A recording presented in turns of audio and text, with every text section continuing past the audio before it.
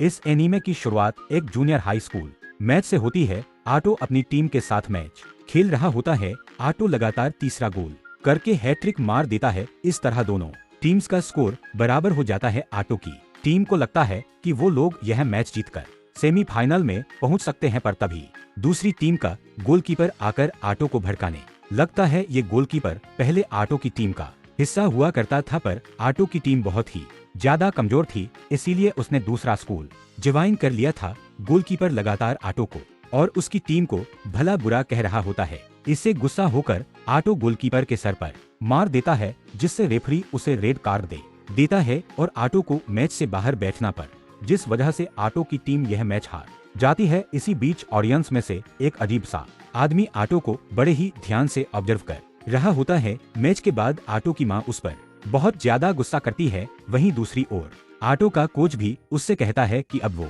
Junior high school league से बाहर हो गया है। ये सुनकर आटो को बहुत ज्यादा बुरा लगता है और वो रोने लग जाता है। अब शाम के टाइम आटो अपनी प्रैक्टिस कंटिन्यू करता है। वो लगातार 2 घंटे से रनिंग कर रहा होता है, जबकि अजीब सा आदमी जो उसे स्टेडियम में मिला था वो आटो को देख रहा होता है। आटो रनिंग की वजह से इतना ज्यादा थक चुका होता है कि वह भागते भागते बेहोश हो जाता है। वो अजीब सा आदमी आटो को पकड़ लेता है और पास के ही पार्क में बेंच पर लिटा देता है।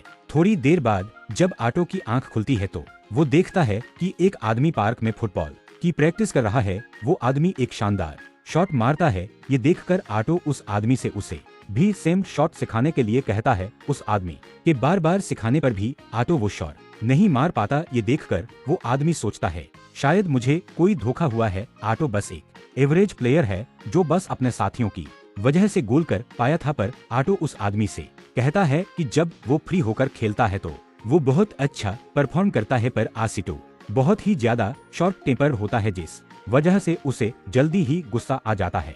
उसके इस बिहेवियर की वजह से कोई भी उसे अपनी टीम में एक्सेप्ट नहीं करता। इसके बाद आटो उस आदमी को मैच में हर प्लेयर की पोजीशन के बारे में बताता है। जब उसने गोल किया था आटो हर एक प्लेयर की एग्जैक्ट लोकेशन बताता है। जब वो लोग फील्ड पर थे, यह देखकर वो आदमी दंग रह जाता है। इसके बाद वो आदमी थोड़ी देर के लिए रेस्ट करने के लिए चला जाता है, जबकि आटो लगातार उसकी शॉट की प्रैक्टिस करता रहता है। अब हम आटो के घर पर शिफ्ट होते हैं। दूसरी टीम का गोल कीपर आटो के घर पर जाकर माफी मांगता है। वो कहता है कि पहले मैंने आटो और उसकी फैमिली को बुरा भला कहा था, इसीलिए आटो ने मुझ पर अटैक किया था। कुछ समय बाद अब जब उस अजीब आदमी की आंख खुलती है तो वो देखता है कि आटो ने उसके शॉट को पूरी तरह से सीख लिया होता है, पर इतनी ज्यादा प्रैक्टिस की वजह से आटो बहुत ही ज्यादा थक चुका होता है। वो आदमी आटो को बताता है कि मेरा नाम फुकुरा तात्सुया है, मैं टोक्यो के एक famous football club ESPN FC का मैनेजर हूँ। तात्सुया फिर आटो को टोक्यो में एस्पिरियन क्लब के लिए ट्रायल देने के लिए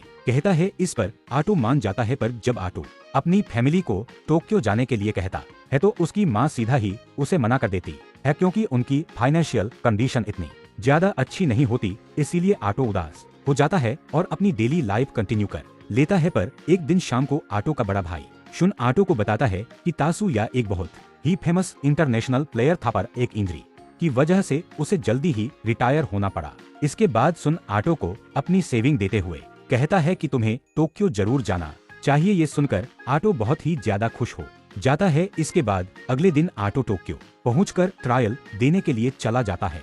वहां पहुंचकर आटो देखता है कि एस्पिरियन क्लब बहुत ही ज्यादा बड़ा है। आटो ने पहली बार इतना ज्यादा ग्रीन ग्राउंड देखा होता है, इस वजह से वो गलती से तात्सुया की बहन हाना से टकरा जाता है। आटो को देखकर हाना को लगता है कि उसके भाई ने गलती से आटो को यहाँ पर बुला लिया है। तभी कोच वहाँ पर प्रेजेंट सभी 86 प्लेयर्स को बुला लेते हैं। सभी प्लेयर्स अपना वार्म अप शुरू कर देते हैं। हाना कहती है कि यहाँ पर बहुत सारे फेमस प्लेयर्स आए हैं, पर जरूरी नहीं है कि यहाँ आए प्लेयर्स में से कोई भी सिलेक्ट हो। फिर तुम कैसे सोच सकते हो कि तुम सिलेक्ट हो जाओगे? यहाँ पर सभी लोग किसी ना किसी फेमस सॉकर क्लब से आए हुए हैं। अगर कोई सिलेक्ट होगा तो वो इन्हीं में से कोई होगा। हाना की बात सुनकर आटो जरा भी हार नहीं मानता है। इसके बाद आए हुए प्लेयर्स के बीच मैच शुरू हो जाता है और सभी कोचेस बड़े ही ध्यान से मैच को देख रहे होते हैं। हर एक मैच 20 मिनट का होता है। आटो अपनी हैबिट की वजह से अपनी टीम में किसी को भी बॉल पास नहीं कर रहा था और खुद ही गोल करता है। यह देखकर दूसरे प्लेयर्स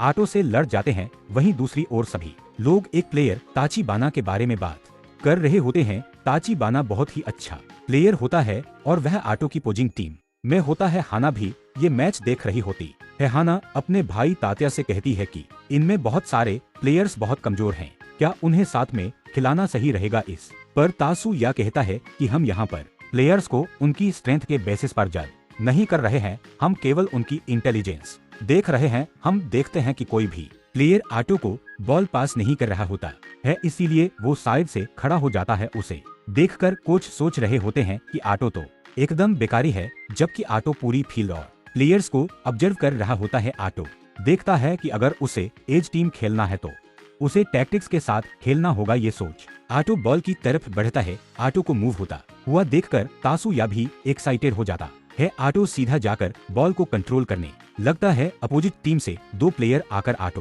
को रोकने की कोशिश भी करते हैं, पर आटो अभी भी बॉल पास नहीं करता। इसके बाद 2 और प्लेयर्स आकर आटो को रोकने लग जाते हैं। इस तरह अब टोटल 4 प्लेयर्स आटो को रोकने की कोशिश करते हैं। आटो पहले ही पूरी फील्ड को ऑब्जर्व कर चुका होता है। आटो 4 प्लेयर्स को चकमा देते हुए बॉल को सीधा अपनी टीम को पास कर देता है और उसकी टीम गोल करने में कामयाब हो जाती है। इसके बाद टीम आटो के पास की तारीफ करती है। वहीं दूसरे कोचेस आटो के पास से बहुत ज्यादा हैरान रह जाते हैं। जो कोच आटो को देख रहा होता है वो तासुया से कहता है कि आटो को देखकर ऐसा लग रहा था कि जैसे उसे पता है कि फील्ड पर सारे प्लेयर्स कहाँ खड़े हुए हैं। इसके बाद तासु ये अनाउंस करता है कि वो लोग थोड़ी देर में सेलेक्टेड प्लेयर्स की लिस्ट निकालेंगे। सभी कोचेस मिलकर प्लेयर्स की लिस्ट प्रिपेयर करने लगते हैं। वहीं आटो थोड़ा नर्वस होता है। लंच टाइम में जब आटो कैफेटेरिया में खाना लेने जाता है तो उसकी मुलाकात फिर से हाना से होती है। तब उसे पता चलता है कि हाना ताया की बहन है। ये सुनकर आटो बहुत ज्यादा शॉक हो जाता है।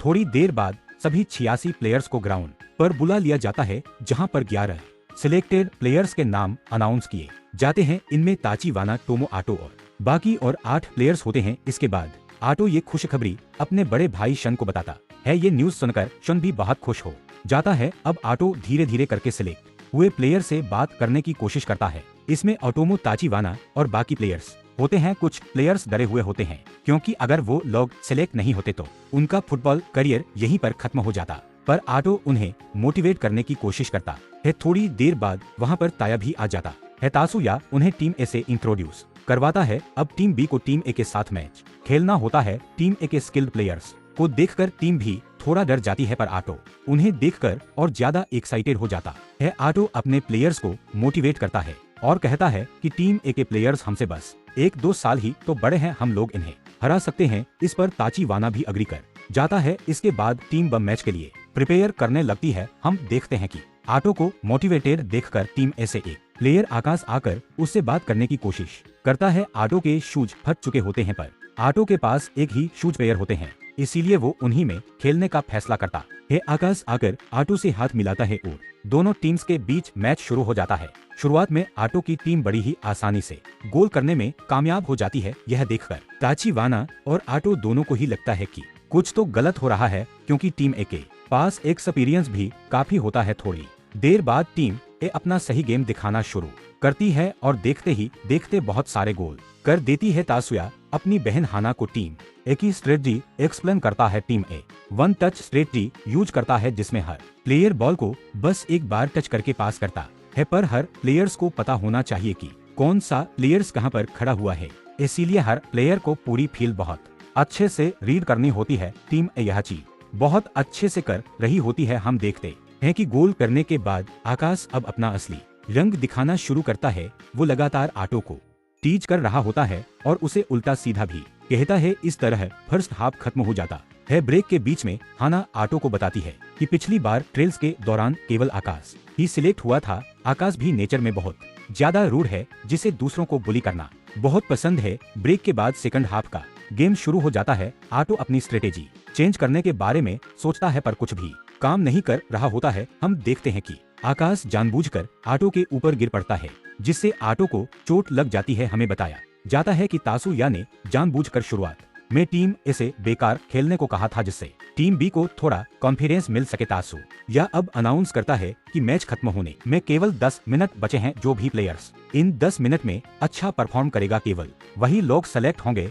ये सुनकर टीम बी के मोस्टली प्लेयर बहुत ज्यादा निराश हो जाते हैं और पैनिक करने लगते हैं। वहीं आटो भी चोट की वजह से ठीक से चल भी नहीं पा रहा होता है। जब आटो तासुया को देखता है तो तासुया बहुत ही ज्यादा डिस्पे दिख रहा होता है। यह देखकर आटो को अपनी माँ और भाई याद आ जाते हैं। आटो की माँ ने उसके लिए बहुत महंगे फुटबॉल शूज खरीदे थे जिससे आटो फुटबॉल खेल सके। वहीं उसके भाई ने अपनी सेविंग्स आटो को दे दी थी जिससे वो आगे बढ़ सके। पर अगर आटो यहाँ पर फेल हो जाता है तो उसकी माँ और भाई दोनों ही बहुत ज्यादा डिस्पे। ये सोचकर आटो फिर से मोटिवेटेड हो जाता है और बॉल की तरफ भागने लग जाता है। टीम ए का प्लेयर आकाश को बॉल पास करता है पर आटो बीच में कूदकर बॉल को क्लियर कर देता है। वहीं दूसरी ओर आटो की माँ आटो के लिए परेशान होती है। आटो का भाई उसकी माँ को बताता है कि जूनियर लेवल प्लेयर की सैलरी एक ऑफिस वर्कर के बराबर होती है, इसलिए हमें चिंता करने की जरूरत नहीं है। यह सुनकर उसकी माँ को थोड़ा ठीक लगने लगता है। वहीं दूसरी ओर आटो गेम में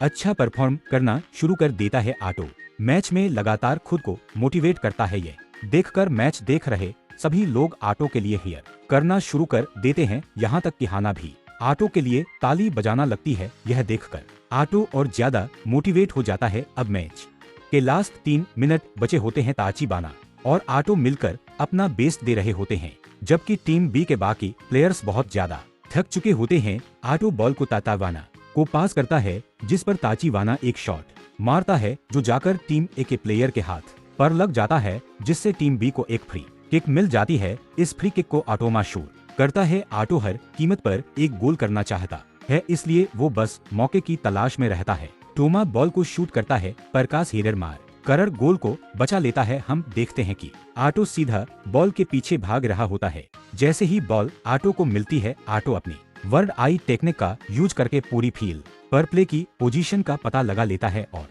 बॉल को लेकर वाइड जाने लगता है। ये देखकर टीम ए के प्लेयर बहुत ज्यादा हैरान रह जाते हैं। इसके बाद आखिर में आटो बॉल को ताचिवाना को पास कर देता है और ताचिवाना सीधा गोल की तरफ शूट करता है, लेकिन फिर से आकाश बॉल को रोक देता है। तभी आटो सही जगह पर आकर बॉल को सीधा गोल में शूट कर देता है। इस तरह टीम भी गेम के आखिरी मिनट में गोल कर ही देती है। टीम भी यह मैच जीत जाती है। आटो भी गोल के बाद अपनी फैमिली याद करने लगता है। अब शाम के समय सिलेक्शन के लिए आखिरी इंटरव्यू होता है। तासुया आटो से टीम ए के बारे में पूछता है, जिस पर आटो कहता है कि वो लोग स्ट्रंग है, पर आपने उन्हें शुरुआत में गलत पोजीशन पर खेलने को क्यों कहा था। इस पर तासु यह कहता है कि ये उनकी ट्रेनिंग का पार्ट था। फिर ताचिए पूछता है कि तुम्हें गोल करते समय कैसा महसूस हो रहा था। इस पर तो कहता है कि मैं गोल करते समय टीम ए के प्लेयर्स की स्ट्रेटेजी समझ रहा था और अपनी माँ को याद कर रहा था। मैंने अब तक अकेले ही अपनी मर्जी से फुटबॉल खेला है और अब मैं समझ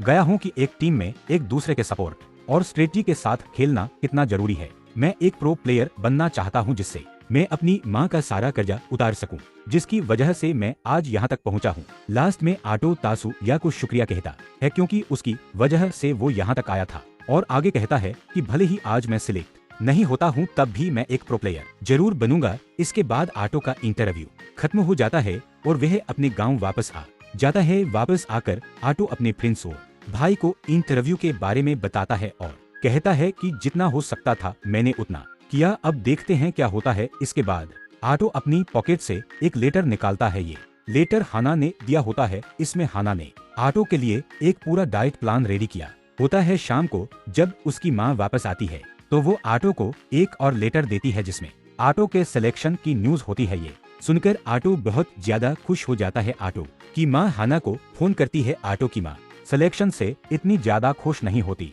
क्योंकि आज आटो को अपनी माँ को छोड़कर टोक्यो जाना पड़ेगा। इसके लिए उसकी माँ बिल्कुल भी रेडी नहीं होती। रात को हाना आटो को फोन करके पूछती है कि क्या तुमने अपनी माँ से टोक्यो जाने की परमिशन ली है। इस पर आटो हाना से कहता है तुम्हें इससे क्या मतलब। हम देखते हैं कि आटो का भाई हाना के द्वारा दिए हुए डाइट प्लान को देख रहा होता है। ना ने बहुत ही अच्छा डाइट प्लान रेडी किया होता है जिससे आटो और भी स्ट्रॉन्ग बन सके। लास्ट में हाना आटो से अपनी माँ से बात करने के लिए कहती है। वहीं दूसरी ओर आटो की माँ काम से लौटते हुए ड्रिंक कर लेती है और लौटते समय बहुत ही दुखी होती है। जैसे ही आटो की माँ घर का दरवाजा खोलती है, आटो फोन पर हानस से कहता है वो एक प्रो प्लेयर बनना चाहता है जिससे उसकी माँ को इतना ज्यादा काम ना करना पड़े। ये सुनकर आटो की माँ थोड़ी खुश हो जाती है, पर साथ ही में गुस्सा होने की एक्टिंग करती है क्योंकि रात होने के बाद भी आटो सोया नहीं होता। आगे आटो की माँ आटो से फोन छीन लेती है और खुद हाना से सारी डिटेल्स वगैरह पूछने लग जाती है। इसके बाद अगले कुछ दिन तक हाना और आटो की माँ आटो के जाने के सारे डॉक्यूमेंट को रेडी करते हैं। आटो अभी तक अपनी माँ से ठीक से बात भी नहीं कर पाया होता है। कुछ ही दिनों में आटो के टोक्यो जाने का दिन करीब आ जाता है। आटो की माँ आटो का बैग पैक कर रही होती है। उसके बाद आटो को ऑल द बेस्ट कहती है। आटो की माँ को कुछ काम होता है, इसीलिए आटो की माँ उसे स्टेशन छोड़ने नहीं जा सकती है। हो जाता है। इसके बाद आशिटो अपने स्कूल जाता है और अपने सभी दोस्तों को अलविदा कहता है। फिर आशिटो का भाई शुन उसे छोड़ने के लिए चला जाता है। शुन आशिटो को अपना ध्यान रखने के लिए कहता है। आशिटो अपने भाई शुन को शुक्रिया कहता है। साथ ही में वो हाना के लिए भी बहुत ग्रेटफुल था, क्योंकि हाना ने भी उसकी बहुत हेल्प की थी। आशिटो थोड़ा सा उदास भी था, क्योंकि वो अभी तक अपनी माँ से ठीक से बात भी नहीं कर पाया था। आशिटो लगातार अपनी माँ के बारे में सोच रहा था, इसीलिए वो सॉकर पर फोकस नहीं कर पाता है, जिस वजह से आशिटो सब छोड़कर केवल सॉकर पर फोकस करने की सोचता है। जैसे लोग उसे फाइनल गुड बाय कहने के लिए आए होते हैं। आटो के सभी दोस्त उसे ऑल द बेस्ट कहते हैं। आखिर में ट्रेन के चलते वक्त शुन आटो को एक बैग देता है जो उसकी माँ ने दिया होता है। जब आटो ट्रेन में वो बैग खोलता है तो उसे उसमें एक लेटर मिलता है जो उसकी माँ ने लिखा था। बैग में लेटर के अलावा नए सूज और एटीएम कार्ड होता है। जब आटो लेटर पढ़ता है तो वो रोने लग जाता है। लेटर में आटो की माँ आटो से माफी मांगते हुए कहती है कि मैंने तुमसे कभी भी ठीक से बात नहीं की, पर मैं चाहती हूँ तुम एक बहुत अच्छे प्लेयर बनो। मुझे तुम पर बहुत ज्यादा प्राउड है। तुम्हें अपने गुस्से पर कंट्रोल करना है और अच्छे से गेम खेलना है। कुछ ही घंटों बाद आटो टोक्यो पहुंच जाता है। वहां से आटो सीधा एस्पिरिन क्लब चला जाता है। जैसे ही आटो क्लब पर पहुंचता है तो वो देखता है कि जापान की नेशनल टीम वहां पर प्रैक्टिस कर रही होती है। ये देखकर आटो एकदम सरप्राइज हो जाता है। थोड़ी ही देर में ताची वाना और ओटो में भी वहां पर पहुंच जाते हैं। उन्हें देखकर आटो बहुत ज्यादा खुश हो जाता है। उन तीनों को देखकर दो लड़कियां उनके ऑटोग्राफ लेने के लिए वहां पर पहुंच जाती हैं। जब आटो कॉपी पर साइन कर रहा होता है तो उसे कॉपी पर एक और प्लेयर का साइन दिखता है जिसका नाम हारू हिशाकुरी 82 होता है। यह एक बहुत ही ज्यादा टैलेंटेड प्लेयर है जो अभी नेशनल टीम के साथ प्रैक्टिस कर रहा है। मुशली फैंस का मानना है कि कुरियो 82 बहुत जल्दी जापान के फुटबॉल को बहुत आगे तक लेकर जाएगा। उसे देखकर आज सोचता है उसमें और कुरियोशा में केवल 1 साल का डिफरेंस है। अगर वो भी जूस लेवल पर अच्छा परफॉर्म करता है तो वो भी नेशनल प्लेयर्स के साथ जूनियर लीग में पार्टिसिपेट कर सकता है। आगे हॉस्टल में आटो की मुलाकात 2 और स्टूडेंट से होती है जिन्होंने टेस्ट के दौरान टीम ए से खेला था।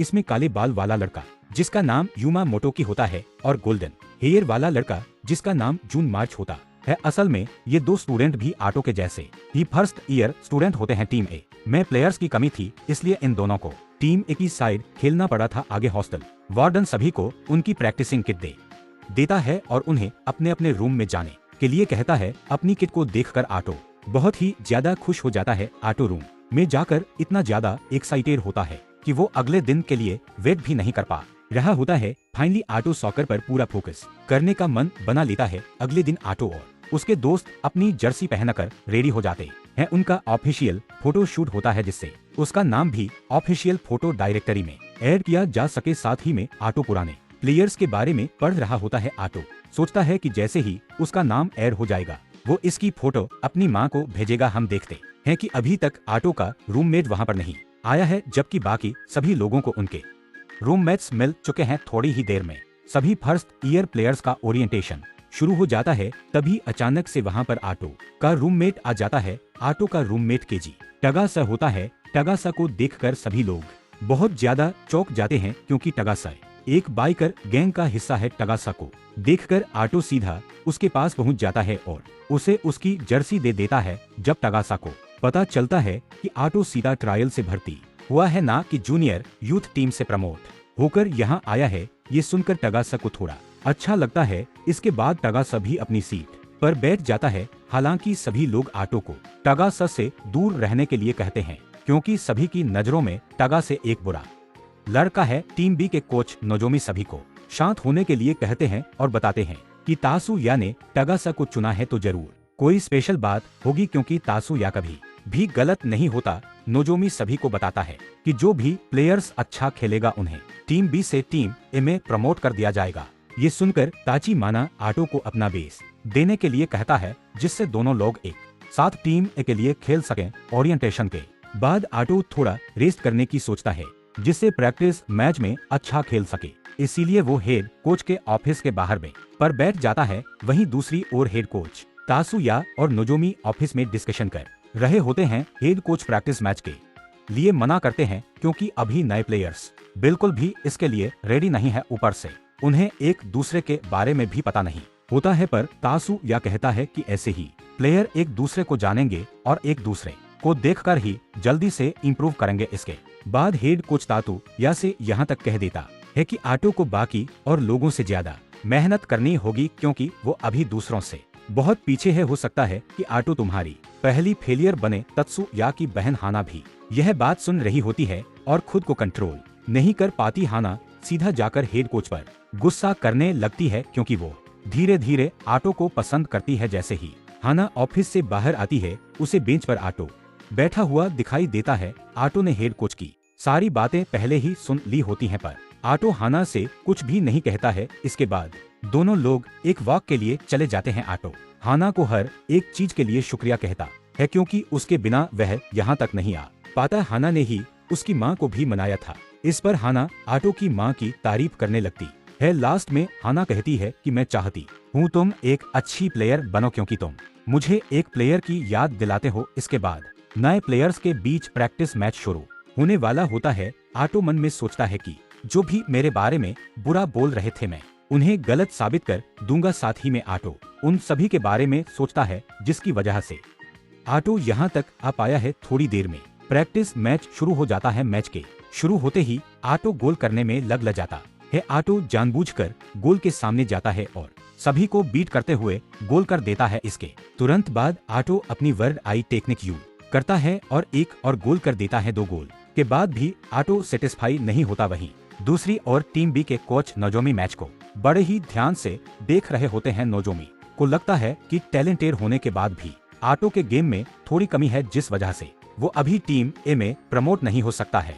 जैसे जैसे मैच आगे बढ़ता है, आटो की स्किल्स की कमी की वजह से वो पीछे छूटने लग जाता है। जो लोग एपीन क्लब को स्पॉन्सर करते हैं, उसकी लड़की कारो भी यह मैच देख रही होती है। वो कोच से कहती है कि आटो जब तक अपनी स्किल्स ठीक नहीं करता है, तब तक वो प्रो टीम के लिए एकदम बेकार है। इस पर कोच नोजोमी कहते हैं कि आटो केवल अपनी इंटू के बेसिस पर खेलता है, जिस वजह से वो अच्छे गोल्स कर पाता है, लेकिन उसे रियलाइज नहीं होता कि अपोनेंट टीम ने अपनी स्ट्रेटेजी चेंज कर दी है। आटो को खुद भी नहीं पता है कि वो गोल कैसे करता है, और ना ही वो किसी को ये चीज एक्सप्लेन कर पाता है, जिस वजह से आटो को और ज्यादा परेशानी होती है। गेम में बस 5 मिनट बचे होते हैं और कोई भी आटो को बॉल पास नहीं कर रहा होता है। आटो समझ नहीं पा रहा होता है कि सभी प्लेयर्स अलग अलग मूव क्यों कर रहे हैं। आटो थोड़ा परेशान होने लगता है। तभी उसका अपोनेंट जुन आकर आटो को टीज करता है।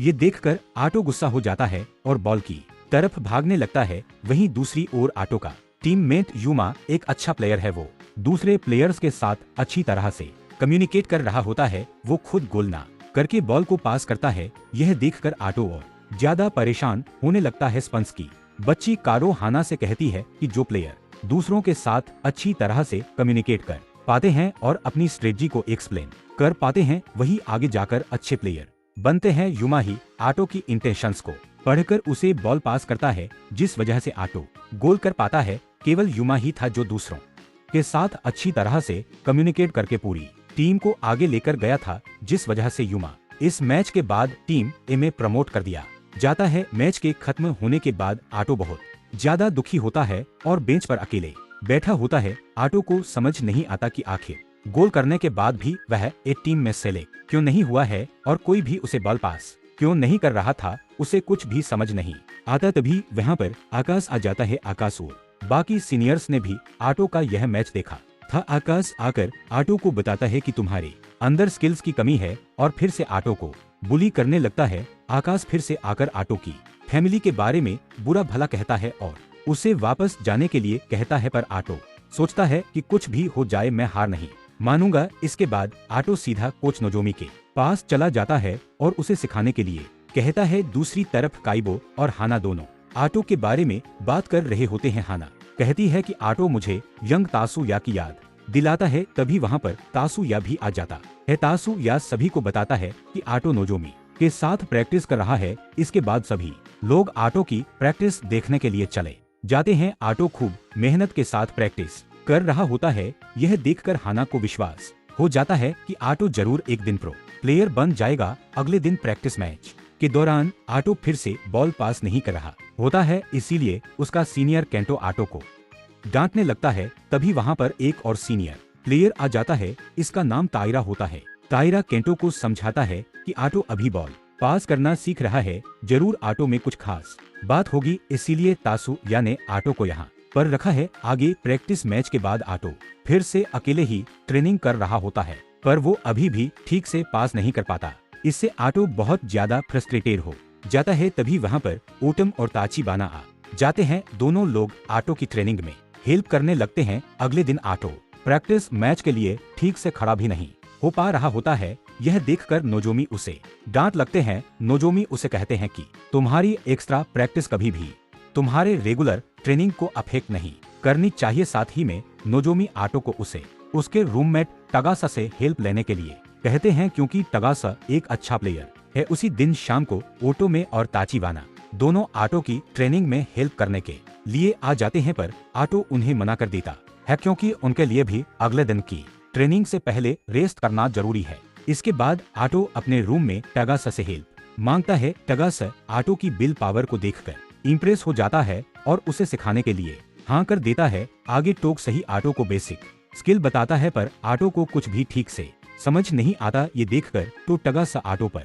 बहुत ज्यादा गुस्सा होने लगता है। इसके बाद टगासा खुद आटो को बॉल के और पास करके दिखाता है। ये देखकर आटो को टेक्निक समझ आ जाती है। टगासा आटो से कहता है कि जब मैं छोटा था तो मेरे नेचर की वजह से कोई भी मुझसे बात नहीं करता था, तब तासुया नहीं आकर मुझे सिखाना चालू किया था। तासुया की टीचिंग स्किल्स बहुत ज्यादा अच्छी है। तासुया ने टगासा को बहुत सिंपल शब्दों में चीजों को बताया था, जिसकी वजह से टगासा उसे समझ पाया और फिर उसने अकेले ही प्रैक्टिस शुरू कर दी थी। थोड़ी देर बाद वहाँ पर टोमो और ताचिबाना भी आ जाते हैं और सभी मिलकर आटो की हेल्प करने लगते हैं। अगले दिन कोच नोजोमी सभी को पासिंग ड्रिल करने के लिए कहते हैं। इसमें 4-4 के ग्रुप बनाकर सभी को बॉल पास करनी होती है। इस ड्रिल में कोई भी टैकल या लॉन्ग शॉट अलाउड नहीं होता है। अब 4-4 की टीम में प्रैक्टिस मैच शुरू हो जाता है, जिसमें सभी को बॉल पास करते हुए गोल तक पहुंचना होता है। आटो टगासा की एडवाइस याद करता है और सेम चीज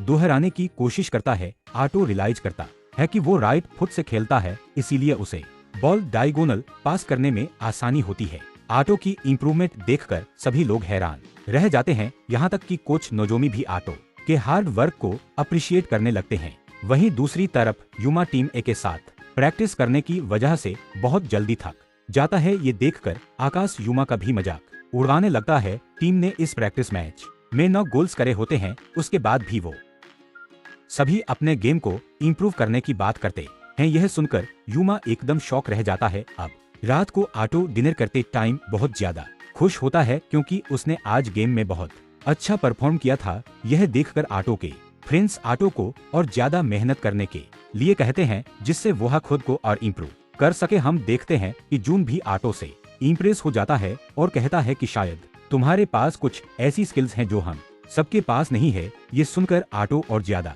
खुश हो जाता है। जो ना सीटो को बताता है कि कल से टीम बी डेली टीम ए के साथ प्रैक्टिस करेगी, और जो भी टीम ए के साथ प्रैक्टिस करता है वो बहुत ही ज्यादा थक जाता है। अगली सुबह टीम बी टीम ए के साथ प्रैक्टिस करने के लिए रेडी हो जाती है। तासुया उन्हें 11-21 के फॉर्मेशन में खेलने के लिए कहता है। पहले टीम ए 21 प्लेयर्स और टीम बी 11 प्लेयर्स के साथ खेलती है, जिसमें टीम बी बुरी तरह हार जाती है। इसके बाद टीम बी 21 प्लेयर्स और टीम ए 11 प्लेयर्स के साथ खेलती है। उसके बाद भी टीम भी फिर से बुरी तरह हार जाती है। आटो टीम ए के साथ लड़ने की कोशिश करता है, पर उसका कोई अस नहीं होता। आटो मैच के दौरान लगातार गलतियां कर रहा था, जिसकी वजह से जुन और कुरो दोनों आटो पर चिल्लाकर चले जाते हैं। मैच के बाद नोजोमी आटो से अपनी गलतियों को फिगर आउट करने के लिए कहते हैं। अब दोपहर के समय आटो अपने रूम में सुबह हुए प्रैक्टिस मैच के बारे में सोच रहा होता है। उसे समझ नहीं आता कि आखिर कुरोड़ा और जुन दोनों ही उस पर गुस्सा क्यों कर रहे थे। तभी वहाँ पर टोका स आ जाता है। टगा स आटो से चिल करने के लिए कहता है क्योंकि आज से उनका स्प्रिंग ब्रेक शुरू हो गया है। ओटमा और ताज बाना की फैमिली टोक्यो में ही रहती है, इसलिए वो दोनों लोग अपनी फैमिली से मिलने के लिए चले जाते हैं। वहीं टगासा भी अपनी वायकर गैंग के साथ घूमने के लिए निकल जाता है। अब आटो ही अकेला रह जाता है क्योंकि वो घर भी नहीं जा सकता था। आटो लगातार प्रैक्टिस मैच के बारे में सोच रहा होता है। आटो सोचता है कि जो बाकी के प्लेयर्स आसानी से कर पाते हैं उसे वो करने में बहुत मुश्किल होती है। आटो बस अपने रूम में अपनी गलतियों को फिगर आउट करने की कोशिश कर रहा होता है, पर उसे कुछ भी समझ नहीं आता। लास्ट में आटो अपनी बेसिक ट्रेनिंग करने की सोचता है। तभी वहाँ पर हाना आ जाती है। हाना को अचानक अपने रूम में देखकर आटो बहुत ज्यादा चौंक जाता है और हाना पर चिल्लाने लगता है, पर हाना आशो को बाहर चलने के लिए मना लेती है। वहीं दूसरी ओर ओटमा अपने सामान हॉस्टल में ही भूल गया था, इसीलिए वो उसे वापस लेने के लिए आया होता है। जब हाना और आटो बाहर जा रहे होते हैं तो टोमा उन्हें साथ में देख लेता है।